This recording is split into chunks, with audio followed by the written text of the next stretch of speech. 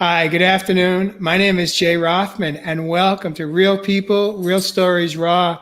This afternoon, I have a special guest coming in from Israel. His name is Shahaf Ben-Shalom.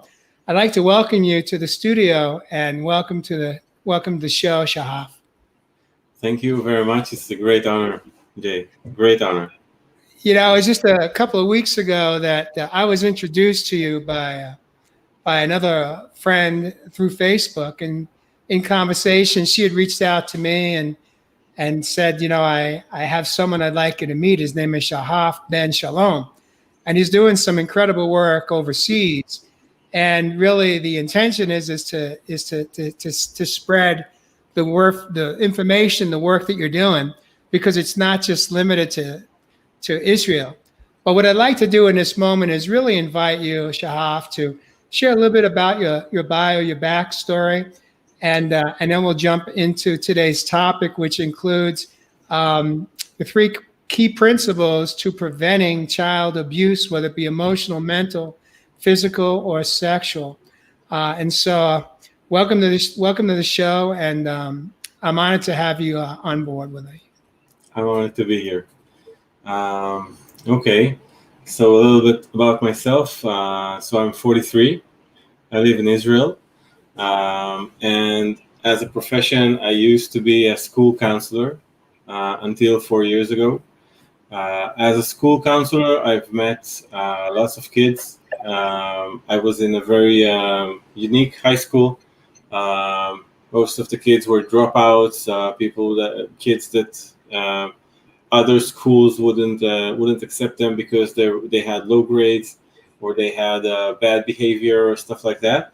And through being a school counselor, I was subjected to listen to very rough stories of abuse. Sometimes abuse being projected from teachers, parents, relatives.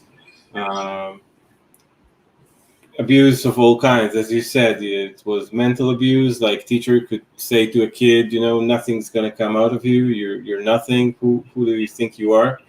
And when it's when it's one time and you have parents to protect you, to shield you, so it might not affect you as much as if you have something that progresses with you. Sexual abuse being subjected at home or other places. And I've met more and more stories and more kids who had been abused in very different ways. And it made me think, I'm a father of two. I have an adopted kid. How can I prevent it? It's horrible.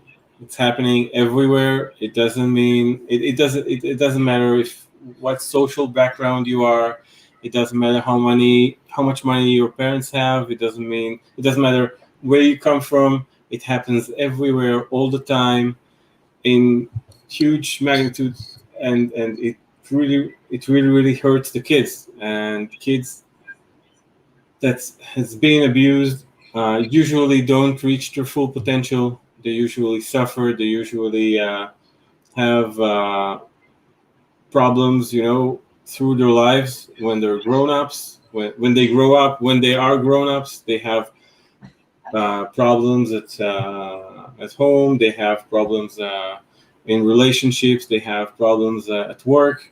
Some of them are very hard to find work. Or to keep a proper job for a period of time.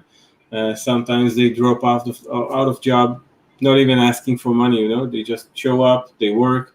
Everybody thinks they're great, and then after a few weeks they leave. It really affects your lives, and it's known that 70% of the DSM mental illnesses defined in DSM is actually based on childhood abuse. So if you think about it, it's horrible. So you have to find a way to reduce it, to do something about it. It's just inconceivable. It's so vast. Yeah. What I'd like to do is just take a moment here, Shahaf, as you catch your breath, to thank the listeners that join us today. Whether you're on live with us on replay, you've shown up just on time. That's your time. This is such an important topic to really bring forward today, especially as we globally are navigating through an unprecedented time with the COVID experience, because more people are home, more children are home from school, and they are in a home perhaps where abuse is taking place. And so maybe school was the one safe space where they could go and get a reprieve while they're at school from a parent or a relative, perhaps, or it doesn't necessarily have to be a parent. It could be a sibling. It could be whomever the caretaker is that is watching the child that, in fact, can be involved in some type of child abuse towards that individual. And so we have right now the perfect storm for those that have been in abusive relationships to endure more of it, because more people are at home working from home. And have you seen an increase, or are you aware of a shift in that circumstance due to what we've been dealing with since the new year began? When it's interesting that you're bringing it up, because when there was quarantine, when we were supposed to be, stay home, and so we started thinking the same thing, and we had a convention of 40 or 50 people from Israel trying to think, how can we locate and help those kids that are now being quarantined at home with their abusers. And that was it was an amazing convention. Yet we couldn't find any real solid solution to find them, to locate them, to help them. Many solutions came, but something has to happen. Someone has to help these kids. Someone has to go and take them out or take out the abuser. It's so complicated. It's so complicated. It's the only word I can think, and it's very hard to explain how complicated it is. Because just as you say, people are now working at home. Kids are more at home, and they could be a lot more with their abusers at home. And it's horrifying when you think about it, because they have no safe space to go to. Okay. Well, we'll get to the I want to call it the key principles. However, before we go there, I'm really interested to understand as a school counselor, what changed for you, and what changed for you to the degree that you were willing to step forward and create a new business, perhaps, that you refer to today as Lifeboats. Tell us a little bit about that experience for you. What was your breaking point when you said, you've got to do more? You've got to bring solutions to the table than what you were able to do as a counselor in a school. I can't really share my breaking point, because it might put spotlight on a certain person. But I can explain it. It started about 10 years ago, and I started to be a school counselor like 15 years ago, maybe a bit less. And about 10 years ago, when I got more and more information and more stories and more, and it really touched me, and it really stayed with me, and it really resonated with me, and it was very, very strong. And I said, you can't just treat the problem. This is something you need to find a way to fix, and no one talks about it. Therapists, school counselors, school principals. No one talks about it. No one likes to talk about it, and it's like pure silence around it. It's amazing. It's horrifying. And I said, okay, we have to find a way to say something about it. So, and to do something about it. So I started thinking, and my first infantile thought was to create some kind of squad. You find someone that abuses. People in black clothes comes down from the windows. They take the abuser. They throw him outside, and they do something with it. But it was very, as I said, infantile and naive. I can't really form a squad to do it. It's horrifying even for the kid. You think everything is okay. Sometimes the kid doesn't know something is wrong, and suddenly, Man in Black comes. It's too scary. It's not something you want to do.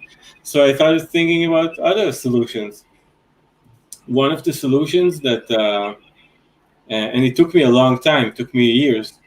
To understand, because one of the solutions I tried to think about was an application. I said, kids play on the web, they play on their phone, they have tablets, they have computers.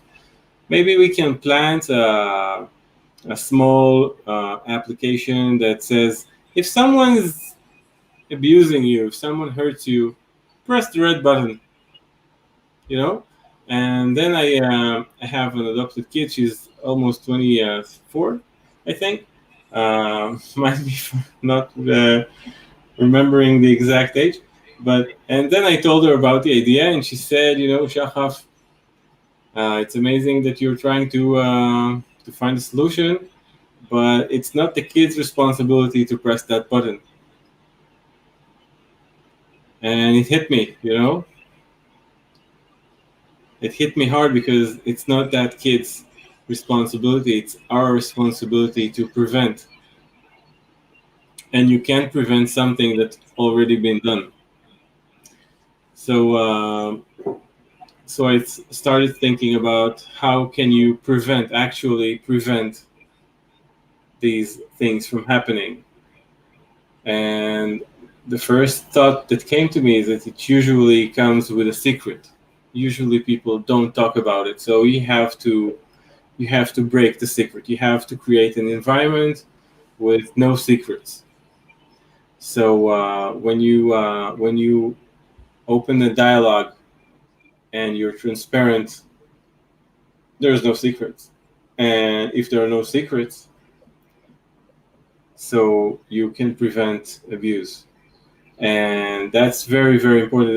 It started there. So how to prevent secrets? So you have dialogue and you have presence. The more people are present in a situation, the less secrets you have, unless everybody's keeping it a secret. Okay, and we've heard about stories like that lately, and in daycares and stuff like that. That the whole team was an abusive team, and yeah, it's rough.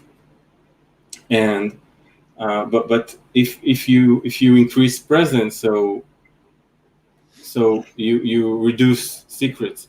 And the third thing is that people usually try to back it off. Try to how to say.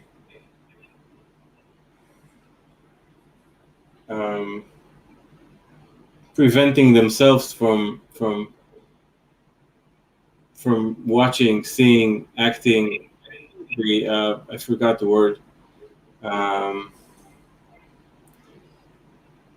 I'll get to that.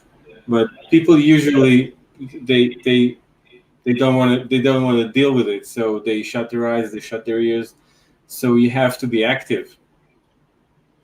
So that's how we got to these three key principles, that you have to be present, you have to keep an open dialogue, and you have to act. You have to be proactive. You can't just be passive about it.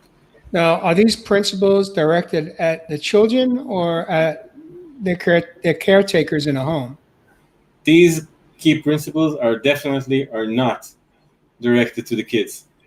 They are directed to the caretakers and to the community, because I could be a dad of a friend, and I have responsibility just like everybody else to be active and to prevent it. Because if it happens to my child's friend, so it's also my responsibility, you know. Why do you think, historically speaking, from your experience, people turned their back or didn't want to get involved? What do you think is really what's behind that? I think this is one question that we have very hard time to find the answer to. You know, if I had the answer, I could think of a solution. We asked that question a few weeks ago in one of our groups, and one of the answers that I got from one of the participants, she said she thinks it's about guilt. That if you are willing to admit that something is happening, so you might be guilty, you might feel guilty, that you might have something to contribute to that or whatever, and perhaps that guilt is preventing you from doing something. I think that it's not only guilt. I think it's something else. I think it's usually, even when you talk about the rough parts of abuse, the sexual abuse, the continuous abuse, I think it's something that people have very hard time to even conceive that it's happening to their kids or to somebody they know. So, and they have very hard time to process it, and they have very hard time to admit it. And I think that's what makes them to avoid. That's the word I missed it before. And they try to avoid it, even if you speak consciously or subconsciously, you know. So I think that avoidance comes from probably guilt, and probably the lack of tools, mental tools to say, okay, we have to do something about it. No, I can't deal with it. I don't want to hear about it. You know, just leave me out of it. Let someone else do that dirty job. Deal with that dirty subject. It's important. I support. It's important, but you do that job. You know, you're professional. You have that job. You have the knowledge. You have the tools. You do it. And that's what we're trying to do. We're trying to open them up a little bit to know that everybody can do it, and everybody needs to do it. It can't be done by just one person or two or three. Yeah, Mary Kelly says, could it be a past trauma in themselves they don't want to bring up again? It definitely could. It definitely could. Thing is that if you go in one of our groups, we have a group in Hebrew that's called Talking About Feeling Safe. And you'll see that many of the people that comes to our lectures or are being active are people that were abused before. And even if they talk about it or they don't talk about it, they do act more than people that were never or don't know that they were, or their friends or relatives were abused. So I think it's very hard to say. I know for sure that some people that were abused are trying to avoid it, and I think from what I know, they're more trying to avoid the stories and to listen to it and to hear about it in the news. Not always they're trying to avoid it at home. Most of the people I know, even if I might even take the risk and say everyone I know that was subjected to child abuse are trying to prevent it for their kids, and doing their best, but they are trying to prevent it.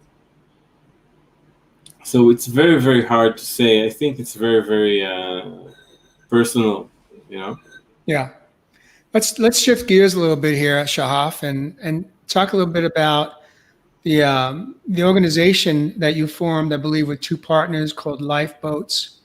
Tell us a little bit about the organization and what is the mission for your company. What is it that you are achieving on a day-to-day basis? So what we're doing is actually we have two models. We have our behavioral. If I think this is the best word, the behavioral model. That's what we're trying to do is educate the community and trying to bring knowledge of how to prevent people. Apparently, people don't know what prevention means. They think I need to know the signs. What they miss is that signs only come after the abuse.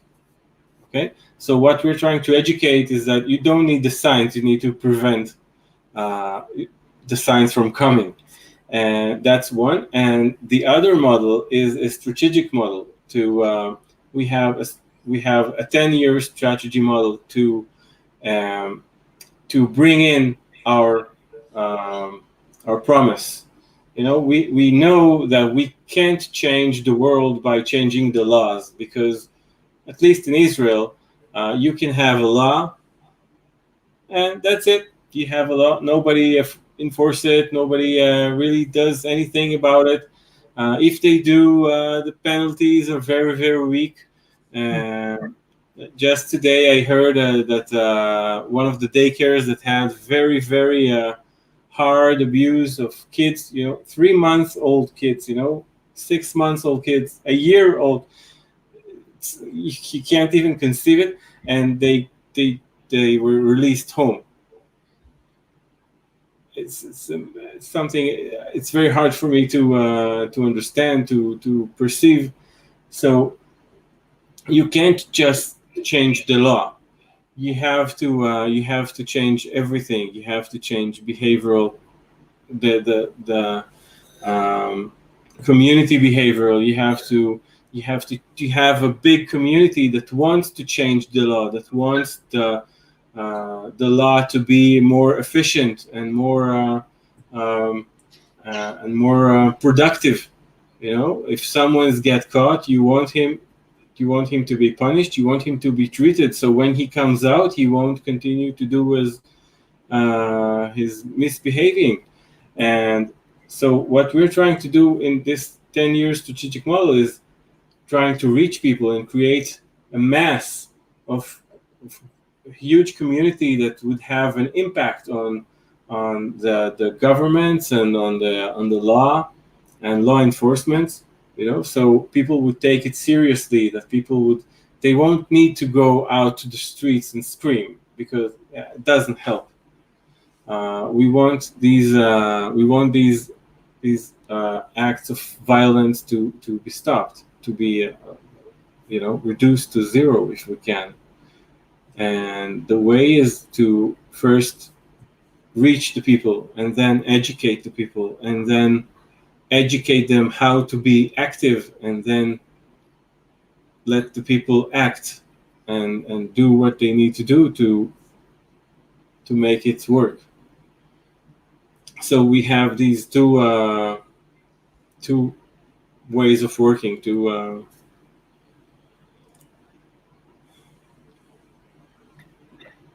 What type of resources do you have available for the children that have been or are currently still in in the care of an abusive parent or relative? Right now, what we do is we are not, by principle, working with abusive situations. When something happens, and when someone, and that's what usually happens, people come to us with abusive stories and stuff like that. We have a set of what to do when. If you found out that your kid was abused, who can you reach? Who do you need to talk? And we even know what would be efficient and what not. Like if you go to the police, it might not be efficient. It might not bring peace, but you have to do it, because if you won't do it, well, you don't have to do it. But if you won't do it, so it won't be recorded, and if it won't be recorded, so they won't count it, and when they don't count it. So we didn't have lots of cases. Nobody came, and we do know that there are lots of cases that are being reported that are not being treated properly, or cases are being closed because there are insufficient evidence. Or in Israel, we have something called the how do you say it? Let me think about the proper translation. Like, if the public cares, okay, the caring of the public, something like that. No, like, and sometimes cases are being closed when the public doesn't care. But who decides if the public cares or not? It's the officer that took the complaint, and sometimes it's ridiculously closed. And so we have to, what we do is we encourage people to report and to take action and to get help. There aren't enough, and still there are more than one places to go to when something happened. There are no places that does have a working model that says we can prevent it. So we are very, very much trying to stay on the prevention and not follow the path of treating the wounded. We're giving them, we're telling them where to go and who to talk to. But what we're doing is actually more about prevention. How far of a reach does Lifeboats have? Is it just in Israel, or are you marketing your company to other parts of the world? So until COVID, we only worked in Israel, and then COVID came, and we became global through our mutual friend Galit and Liz, for example, and now you.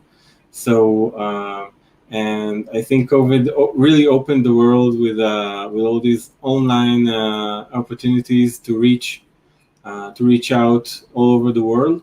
When we did our Israeli convention, we had Israelis from the world. We had from England, we had from United States, we had from Australia. People came from all over the world. So right now we are keeping the same motto of we're going to talk with anyone that wants to listen. When before COVID, we said we are going to go anywhere in Israel, challenge us. And we went from north to south. We went everywhere, and we lectured everywhere. Every place that wanted to hear us, we were there, and we had some beautiful lectures. Actually, it's a very special lecture. Our opening lecture is. We don't have a presentation. We don't use computers. We don't have graphics. We put a huge fabric on the wall and we spray graffiti on it. It's very rude. It's very rough.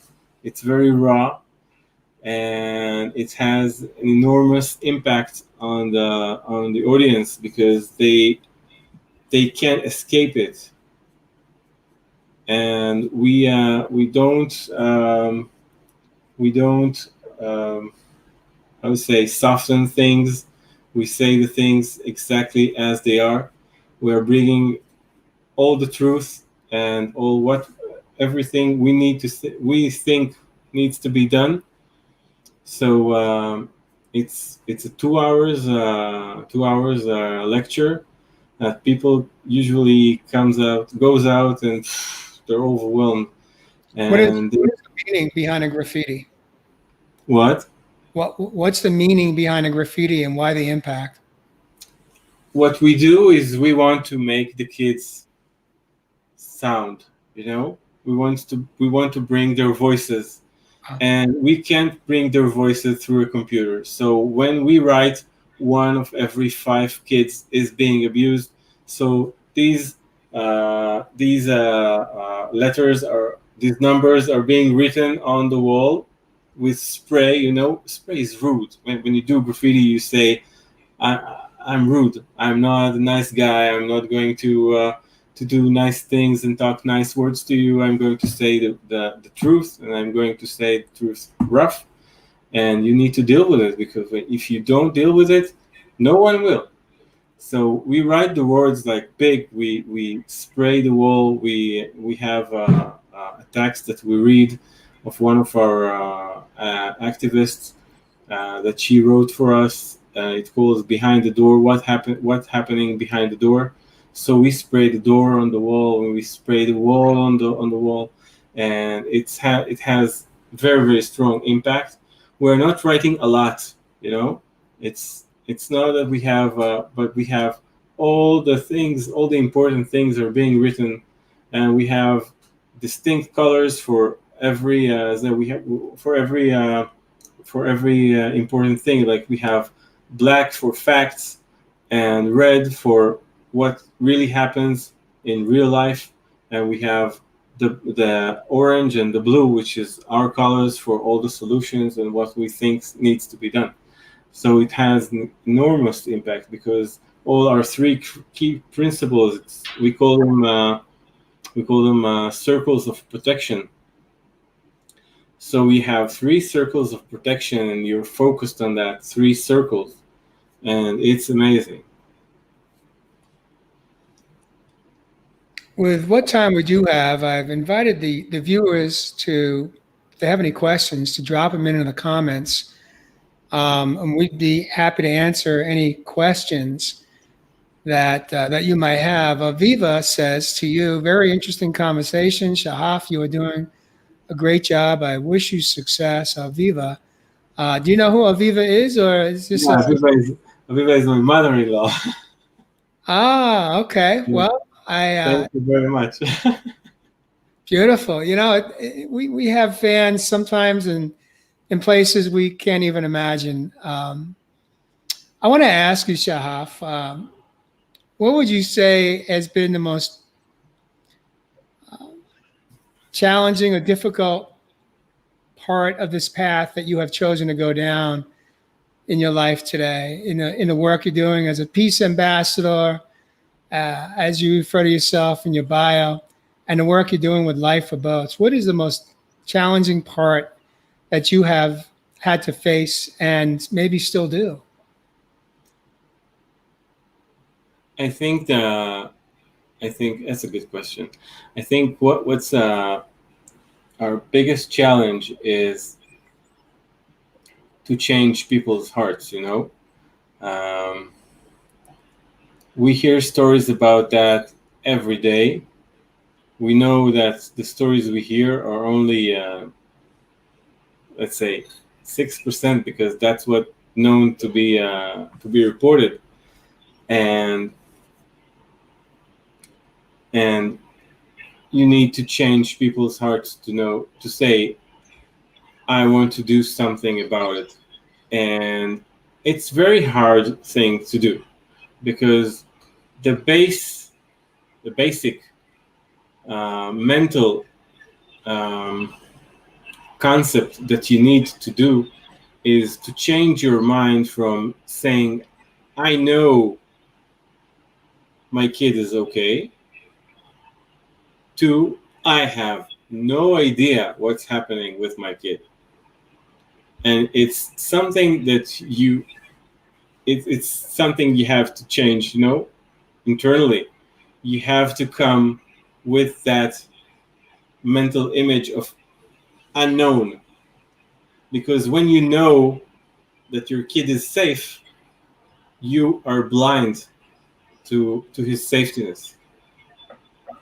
Because if he comes to say, you say, hey, grandpa is playing with me, I don't know, it's not that comfortable. And you know that grandpa is okay. So you say, oh, grandpa loves you, it's okay.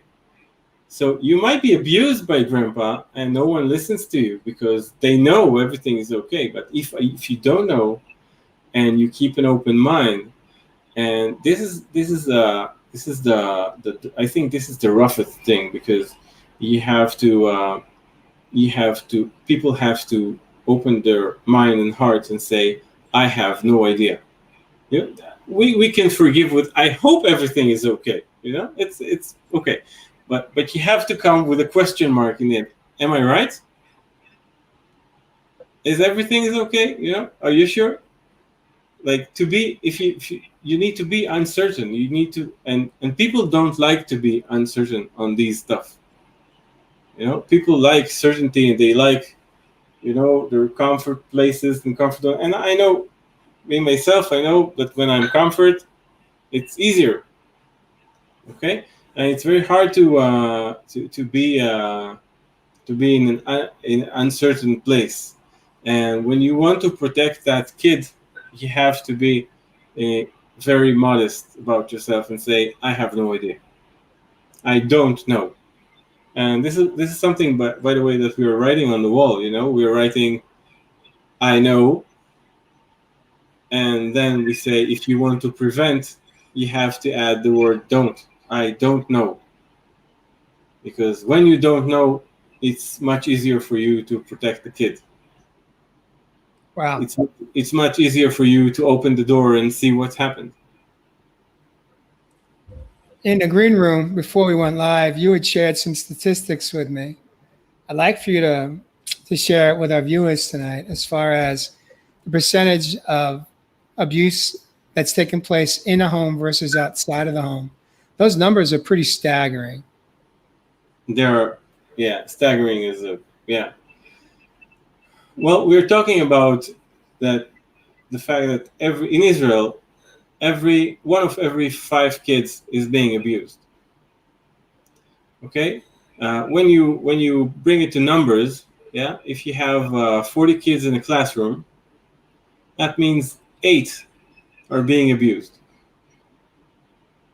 Okay, if you have 500 kids in a school, that means 100 is being abused. Now, most people are afraid of pedophiles in the street, and strangers, and bad people in dark alleys, but that's only 13%.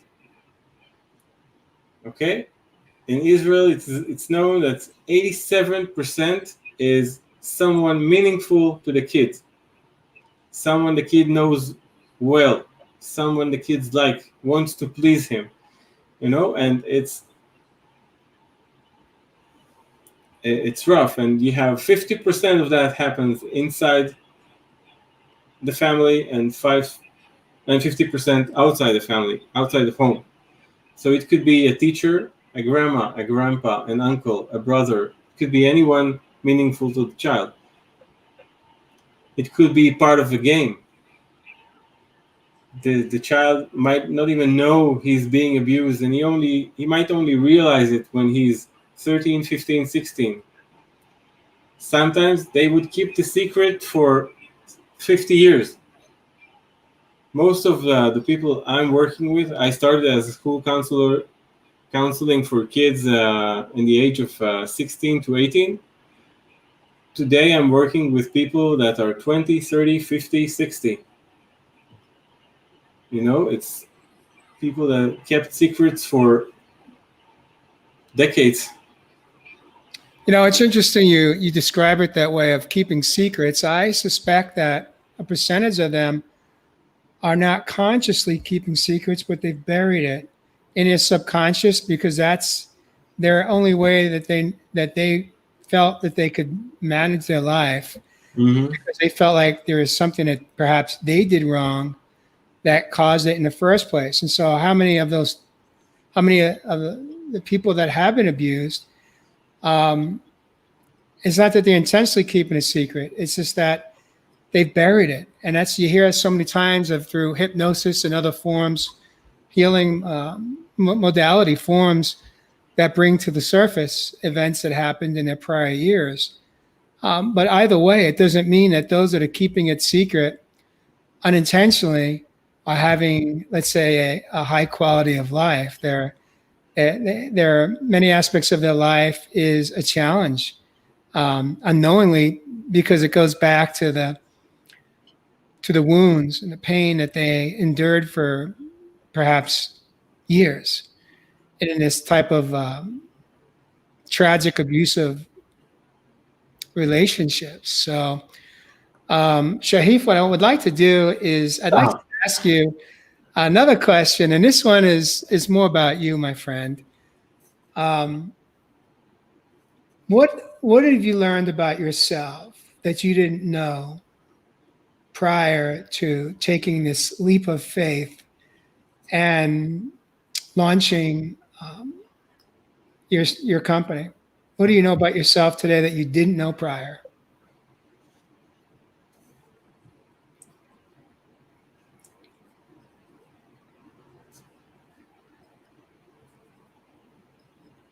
I have no idea. No, it's not. It's not. It's not that I'm. It might sound a bit arrogant, but no, it's not. It's not coming from arrogance. I think that. I think that in every year that I'm working with these stories, and I've learned to be more and more modest, and even more and more able to say I have no idea what's going to happen and how is it going to end. And I think these days even more to bear uncertainty in a way, to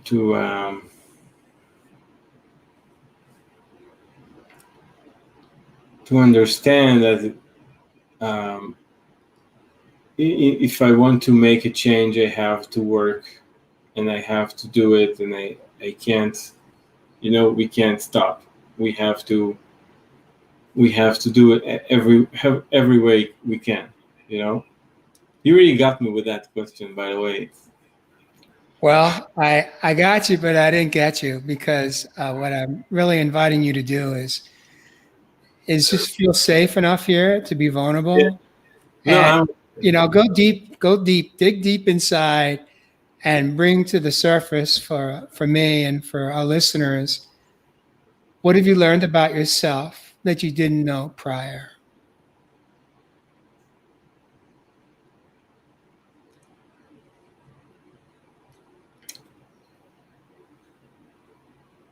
I think that I've learned that I can. Mm.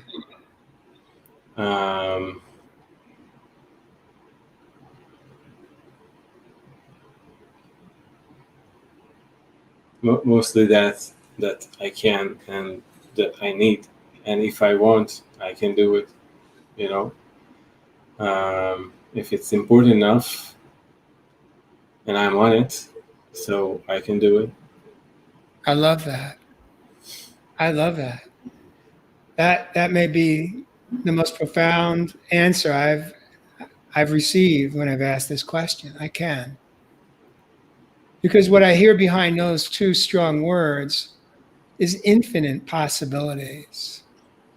The only thing preventing you from accomplishing what you set out to accomplish is your own fear.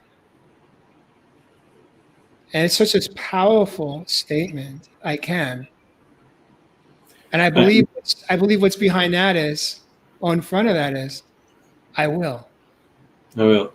I even want to add something. As I said before in the beginning, that I'm working with two partners. I think that part of my I can is knowing that I have partners going with me. When you are working in a path and you have strong partners that are working with you and that share your way, and that sometimes you fall and they keep going, and sometimes they fall and you keep going, and every one of them brings something extremely special from their self, from their soul, so it makes you stronger. And I think I've also learned the power of partnership and friendship, even better than I knew it before, because I really am walking with powerful partners uh, that walk with me that very rough road. Um, so I think I can, and I can do it with people, and I need to do it with people, you know. Beautiful. So if I may paraphrase what I believe I just heard, Shahaf, is that you're learning how to trust others, even in a field of work where there is a lack of trust. But in your case, you have found the power of trust and how together it makes you stronger. There are going to be those times where you're feeling uncertain or tired emotionally, mentally, physically, spiritually. But you have two partners that, like the three-legged stool, you hold each other up even when you're tired. That's powerful. Extremely powerful. Well, my friend, this is the time where I'm going to invite you, because you mentioned this in the green room. You said, Jay, I may have a couple of questions that come forward that I'd like to ask of you. And so this is your chance. I'm going to invite you to turn the camera and ask me anything that comes through your heart space right now. So I've thought about it through the interview, and I've noticed that in the green room, um, I saw you all the time, and now you had me popped out for full screen many times, so I couldn't look at you. So yeah, just like that. Uh-huh. So so actually, I wanted to say, what's your input about it? What do you think? Where did it touch you? Where did it take you when you listen to these stuff? Where do you go? Well, if the question is specifically to our conversation or others, can you narrow that down for me? Are you asking in general, or are you asking specific to our conversation? Well, if you were my student, you would know. You could pick. I usually ask these broad questions to give you the options, so you could answer whatever you want. Well, I'll share with you, Shahaf, is that this is the second show platform that I launched about a year and a half ago.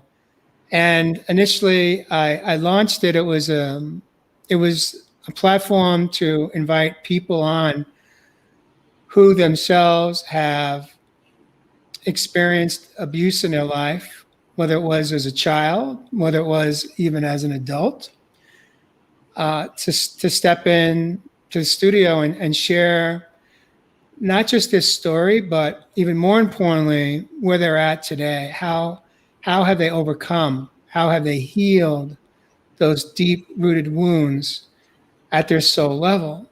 And um, the show is a difficult show to host because you hear such horrific stories in these interviews, and um, most of them were and have been. And And it's been a while since I've done this show because I since relaunched my first show, Real Men, Real Talk Raw.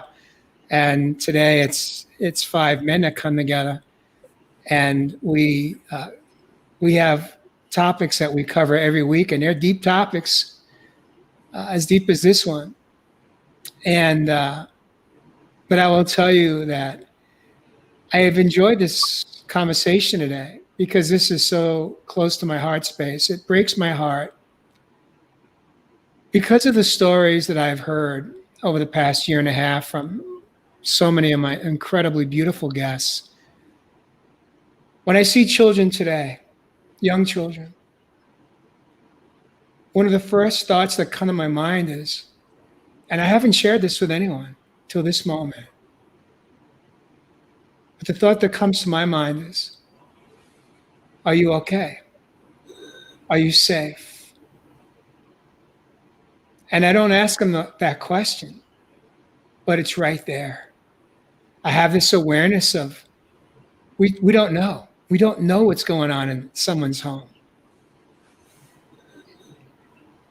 And it hurts. It hurts me to have the awareness to question, are these beautiful, little, innocent, young children okay? Are they safe? And that's why you're here today. Because maybe, just maybe, you are able to touch people's lives and impact change, save a child, help a family, break the chain, break the cycle of abuse. That's what I get out of this. So thank you for asking that question. You have any more for me? I don't know. I need to know you better, and I sure hope I would know you better, because that was really touching, and it truly is heartbreaking what you said. I really, really relate to that, and I don't know. I need to think. I need to.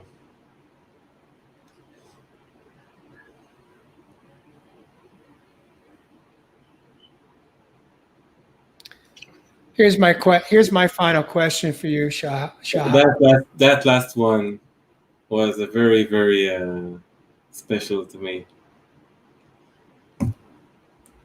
Shani Rubenstein? Yeah. Why is that? Tell me more. Tell me more. This is my adopted kid.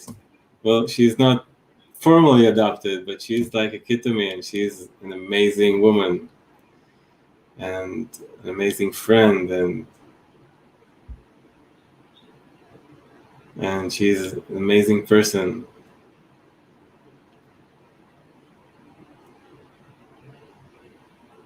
She asked, how can we make this question relevant and create positive answers?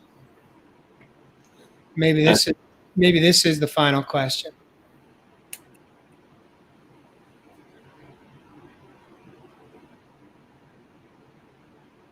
I need to know which one does she mean. Wait a minute now. You said your students know. It's a general question. So I'm putting it back on you, Shahaf. It's a general question. She says, how can we make this question relevant and create positive answers? The question that I ask whenever I see beautiful young children. And when I say beautiful young children, all children are beautiful. I'm not differentiating from one or the other. They're all incredibly beautiful. So how can we make this question relevant and create positive answers? I think that we need to keep asking the question, and we'll get positive answers and we'll get negative answers. But when we keep asking the question, we'll keep getting answers.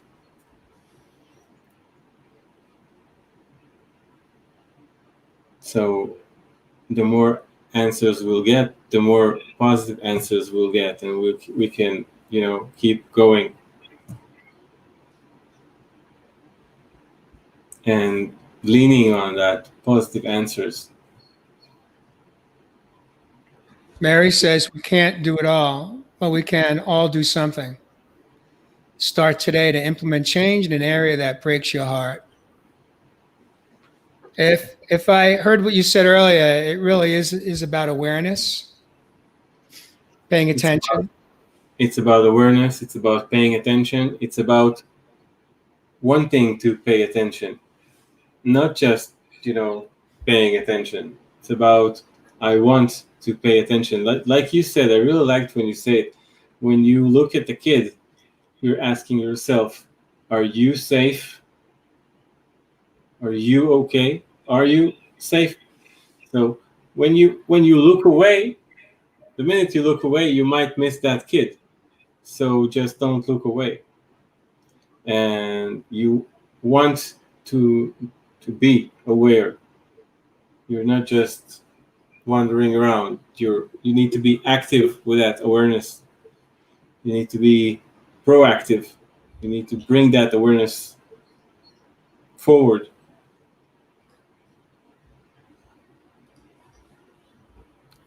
If anybody is interested to learn more about the work you do in your organization, I know if they want to speak with you, what's the best way for people to get in touch? Well, we have the website that you are now putting on the banner. We have Arabic, Spanish, French. We're working on the English translation. We can be reached on the Facebook page of Lifeboats. We have WhatsApp. We can communicate in almost every platform. We do Zoom calls and Zoom conventions, and people can reach us all over. We have email. Contacting us is not a problem. So we can be reached everywhere. Beautiful. What I'd like to do is invite you to put a pretty bow on the show and call it a wrap, meaning closing thoughts.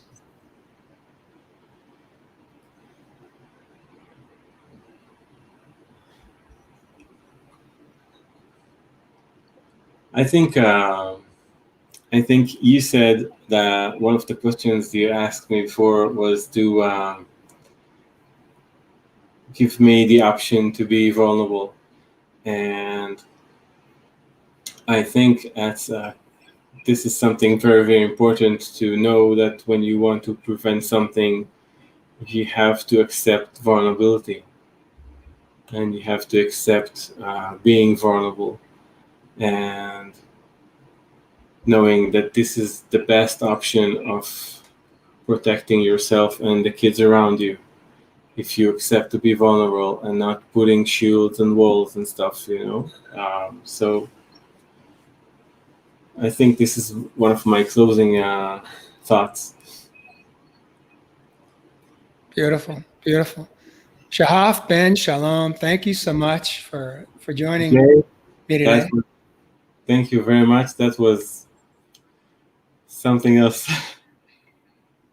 If you could stay in a green room after a show just to say goodbye, I'd love that. I'd love to. For those of you that joined us live or in replay, thank you for supporting real people, real stories, raw. And again, if you are unsure that perhaps maybe you're seeing something that doesn't feel right or look right in your own home or in a friend's home or a relative's home, and you don't know what to do or how to approach it, please feel free to reach out to Shahaf Ben-Shalom, either through Messenger, through his Facebook page, through his website. And if you are unable to reach him, reach out to me and I'll connect the two of you guys together. And with that, stay safe, stay healthy, and keep doing what you're doing. Be making a difference, one family at a time. Thank you for joining us today on Real People, Real Stories, Raw. Thank you very much.